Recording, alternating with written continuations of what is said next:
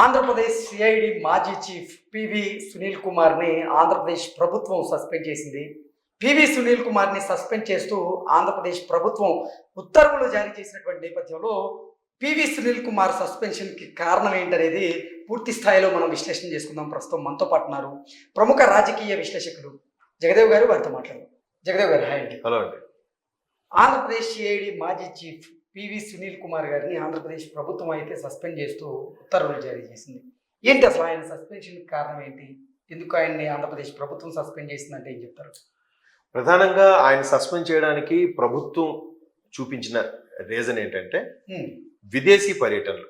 ఆయన గత 5 ఏళ్లలో ఏపీసీఐడి చీఫ్గా ఉన్న నేపథ్యంలో ఒక ఐపీఎస్ అధికారి ఒక శాఖకి చీఫ్గా ఉన్న నేపథ్యంలో ఆయన ఆన్ రోల్ కానీ ఆఫ్ రోల్ కానీ పర్సనల్ పని మీద విదేశాలకు వెళ్ళినా లేదా ప్రభుత్వ పని మీద విదేశాలకు వెళ్ళినా ఖచ్చితంగా ఇంటిమేట్ చేయాలి హైర్ అఫీషియల్స్ కాబట్టి.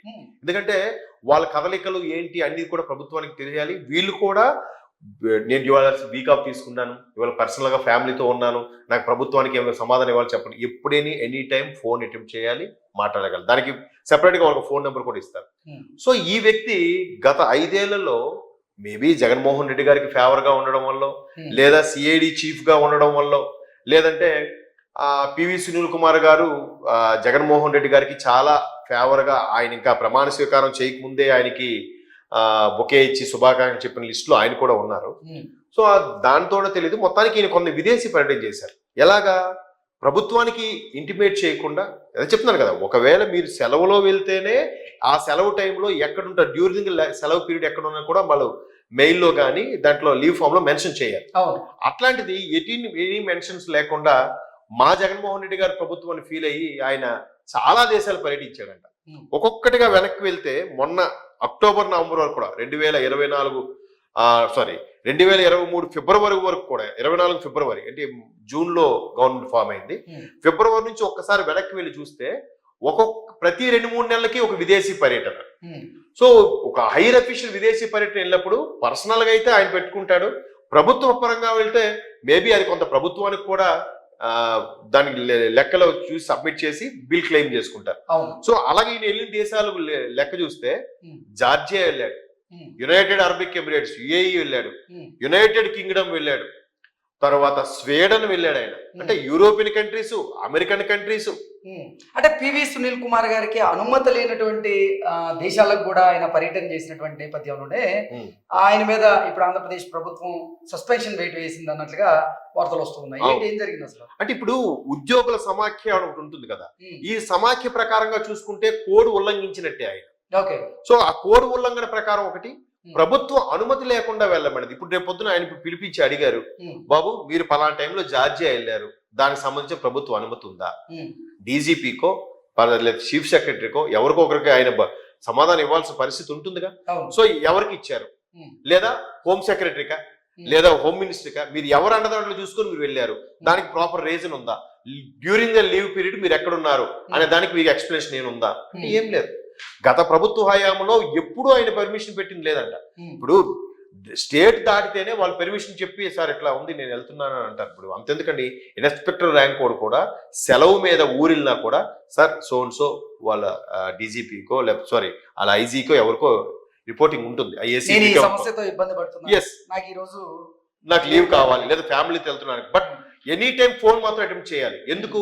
వాళ్ళు పోలీస్ వ్యవస్థ అనేది ఎప్పుడు ఏ సమస్య వస్తుందో చెప్పలేం. సో కంపల్సరీగా కరస్పాండెన్స్ లో ఉండాలి.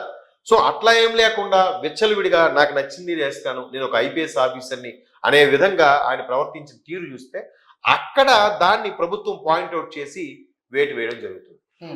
ఆఫ్ ద స్క్రీన్ చూస్తే గత ప్రభుత్వానికి ఫేవర్గా సిఐడిగా ఉన్నప్పుడు చాలా వ్యవహారాలు కొన్ని ప్రభుత్వపరమైన మంత్రులు చేసిన వ్యవహారాలకు కూడా కేసు కట్టలేదు. దానికి బెస్ట్ ఎగ్జాంపుల్ అంబాపురం ల్యాండ్ సంబంధించి కేసు నడుస్తున్నా కూడా దాన్ని వాళ్ళు మళ్ళీ ఇంకో పత్రాలు క్రియేట్ చేసి అమ్ముతున్నా కూడా సిఐడి చీఫ్ గా కానీ సిఐడి టీమ్ కానీ వాళ్ళ మీద ఏ కేసు పెట్టలేదు, వాళ్ళకి ఎటువంటి నోటీసులు జారీ చేయలేదు. అదే కదా మరలా ఈయన ఎప్పుడైతే తప్పుకున్నాడో కొత్త సిఐడి చీఫ్ వచ్చిన తర్వాత అవన్నీ మళ్ళీ వెలికి తీస్తే పాత పెండింగ్ అన్ని బొచ్చులున్నాయంట అక్కడ. అవన్నీ పెండింగ్ లో ఉన్నాయి. మరి వాటి గురించి ఏం చెప్తారు? పివి సునీల్ కుమార్ అసలు ఏ సంవత్సరంలో, ఏ నెలలో, ఏ దేశంలో పర్యటించారు అనేది ఒకసారి మనం చూడండి. నేను చెప్పిన చూసేటువంటి దేశాలు ఖచ్చితంగా ఉంటాయి, మీరు చెప్పండి ఒకసారి. 2024 ఫిబ్రవరిలో జార్జియా పర్యటనకు అనుమతి తీసుకొని ప్రభుత్వం ఇచ్చినటువంటి వివరాలను డీవియేట్ చేసి దుబాయ్లో సునీల్ కుమార్ పర్యటించారు. చూడండి, అంటే ప్రభుత్వానికి ఏమో జార్జియా వెళ్తున్నట్లుగా చెప్పి ఆయన సమాచారం ఇచ్చి యుఏఈ వెళ్ళారు, యునైటెడ్ అరబిక్ ఎమిరేట్స్.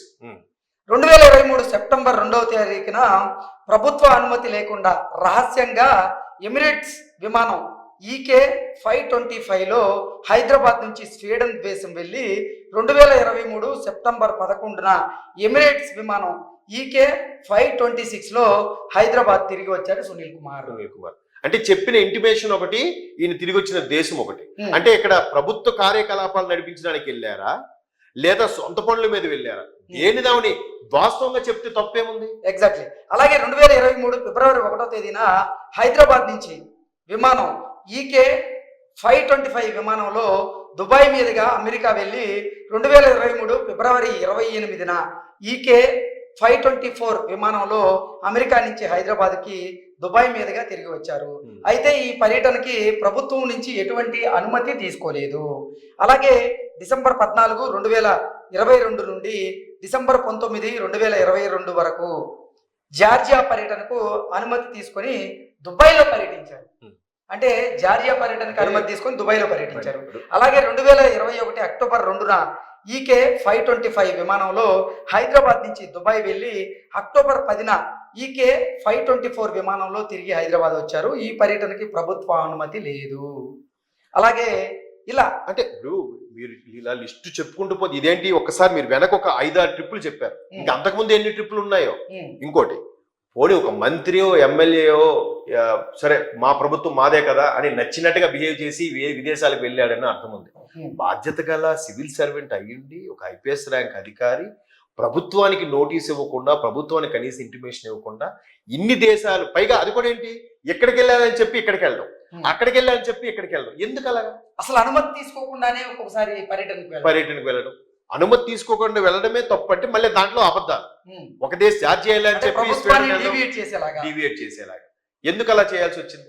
అంటే ప్రభుత్వానికి ఒక ఫేవర్ గా పనిచేసే ఎంప్లాయ్ గా ఉన్నారే తప్ప బాధ్యత గల సివిల్ సర్వెంట్స్ గా లేరు అనే దాని మీద కూడా ఇప్పుడు ప్రభుత్వం దృష్టి సారించింది. అంటే వీళ్ళందరూ ఏమనుకున్నారంటే వైసీపీ ప్రభుత్వం మాకు నచ్చినట్టు జరుగుతుంది, నెక్స్ట్ జగన్మోహన్ రెడ్డి 30 ఏళ్ళు ముఖ్యమంత్రి. ఇప్పుడు పివి సునీల్ కుమార్ గారు జగన్మోహన్ రెడ్డికి అత్యంత సన్నిహితుడు అనేది కూడా ఒక ఆరోపణ అయితే ఆయన మీద ఉంది. మరి జగన్మోహన్ రెడ్డి ముఖ్యమంత్రిగా ఉన్నటువంటి సమయంలో కూడా ఆయన ప్రభుత్వ అనుమతి తీసుకోకుండానే కొన్ని దేశాలకు పర్యటన చేశారు. మరి అప్పుడు ప్రభుత్వం ఎందుకు చర్యలు తీసుకోలేదంటారు? మరి వాళ్ళకి ఫేవర్ గా ఇప్పుడు ప్రభుత్వమే వాళ్ళని పంపించిందేమో. ఓకే, ప్రభుత్వంలో ఒక పెద్ద ఎవరో ఒకరు పెద్ద వెనక ఎవరో ఒక నాయకుడు ఉంటాడు, ఆ నాయకుడి పేరు ఇప్పుడు రావాలి. ఇప్పుడు ఆయన ఇన్వెస్టిగేషన్కి వచ్చాక ఆయన లేదంటే ఆ సస్పెన్షన్ కి ఎక్స్ప్లెనేషన్ ఇచ్చుకున్నాక ఎందుకు వెళ్ళావు, ఎవరికి చెప్పి వెళ్ళావు, ఎవరు పని మీద వెళ్ళావు, ఎవరు సొంత పని మీద వెళ్ళావు, ప్రభుత్వానికి ఇన్ఫర్మేట్ చేయలేదు, సరే ప్రభుత్వం ఏమనలేదు, మీకు ఫేవర్ గా ఉంది. సో ఎవరి పని మీద, మీ వెనకున్న నాయకుడు ఎవడు, ఏ నాయకుడు మీకు పని పురమాయిస్తే మీరు అక్కడికి వెళ్ళారు? పైగా మీ ప్రభుత్వమే కదా, నచ్చినట్టుగా చెప్పి నేను పలానా కంట్రీ వెళ్తానంటే మిమ్మల్ని ఆపేది ఎవరు? అలా కాకుండా జార్జియా అని చెప్పి స్వీడన్ చెప్పి యుఏఈ అని చెప్పి యూకే యునైటెడ్ కింగ్డమ్ వెళ్ళడం, ఇంగ్లాండ్ వెళ్ళడం, ఎందుకు అలా చేయాల్సి వచ్చింది? ఎందుకు ప్రభుత్వాన్ని తప్పుదారులు పట్టించాల్సి వచ్చింది? పట్టించి ప్రభుత్వ అనుమతి లేకుండా ఆయన విదేశాలకు పోయి పర్యటన చేశారు కాబట్టి ఇప్పుడు పివి సునీల్ కుమార్ మీద ఆంధ్రప్రదేశ్ ప్రభుత్వం వేస్తూ ఉత్తర్వులు జారీ చేసిందంటారా? Yes, exactly. అది కాకుండా చెప్పాను కదా, ఉద్యోగుల సమాఖ్య కోడ్ ఉల్లంఘన కూడా ఒకటి ఉంది. ఆ సమాఖ్య కూడా వీళ్ళ మీద ఇతని మీద ఫిర్యాదు చేసింది కాబట్టి దీన్ని బేరీజ్ వేసుకొని ఇప్పుడు ప్రస్తుతానికి సస్పెన్షన్ ఇచ్చారు. ఆ సస్పెన్షన్ మీద ఆయన ఎక్స్ప్లెనేషన్ ఇచ్చుకోవాలి. ఖచ్చితంగా ఎందుకు వెళ్ళారు, దీని వెనక ఎవరు ఉన్నారు అన్నది కూడా మరికొద్ది రోజుల్లో బయటకు వస్తుంది. ఎందుకంటే ఊరికి ఎందుకు వెళ్తాడండి విదేశాలకి? ఆయన ఏమైనా షికార్లు చేయడానికో లేదంటే దేశాలు చూడడానికి అయితే వెళ్ళడు కదా. పైగా ఒక దేశం చెప్పి ఇంకో దేశం అబద్ధం చెప్పాల్సిన అవసరం ఏముంది అటువంటి ర్యాంక్ ఉన్న ఆఫీసర్కి? సో మీరు అన్నట్టు ఆ డొంకంతా కదిలే సమయం వచ్చింది, ఒక్కొక్కటిగా బయటకు వస్తాయి. ఓకే అండి, థ్యాంక్ యూ సో మచ్.